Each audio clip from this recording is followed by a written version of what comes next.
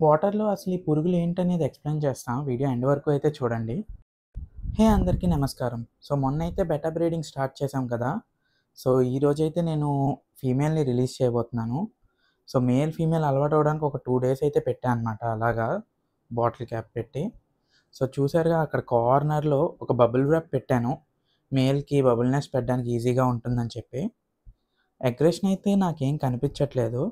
So, నేనైతే సేఫ్‌గానే ఉంటుంది. Breeding success అవుద్దని ఎక్స్‌పెక్ట్ చేస్తున్నాను. చూద్దాం మరేమవుద్దో. మీరు చూసారా టాప్‌లో అక్కడ మీకు బబుల్ నెస్ట్ కనిపిస్తుందా? సో, మేల్ అయితే ఫుల్‌గా థిక్‌గా అయితే బబుల్ నెస్ట్ పెట్టింది. ఇంకా బబుల్ నెస్ట్ కిందకెళ్ళలేదు. చూద్దాం నెక్స్ట్ ఏమవుద్ది ఏంటి అని. సో, ఇప్పటి నుంచైతే వీటికి ఫీడ్ ఇవ్వడం ఆపేద్దాం అనుకుంటున్నాను. ఎందుకంటే బ్రీడింగ్‌లో ఉన్నప్పుడు ఫీడ్ ఇస్తే అవి తినకుండా అలా ఉండిపోతాయన్నమాట. సో, అందుకే మళ్ళీ వాటర్ అంతా స్పాయిల్ అయిపోతుంది. ఇలా ఒక 1 డే అయితే చూద్దాం అనుకుంటున్నాను. ఒకవేళ బబుల్ నెస్ట్‌లో ఎగ్స్ కానీ కనిపిస్తే మళ్ళీ ఫీమేల్‌ని వేరు చేయాలి. సరే దీని మీద మీ సజెషన్స్ ఏమైనా ఉంటే కామెంట్ చేయండి. ఇందాకలా ఇవి వాటర్‌లో పురుగులని చెప్పాను కదా! వీటిని బ్లడ్ వార్మ్స్ అని పిలుస్తారు. ఇవి వచ్చేసి ఫిషెస్‌కి ఫుడ్ అనమాట.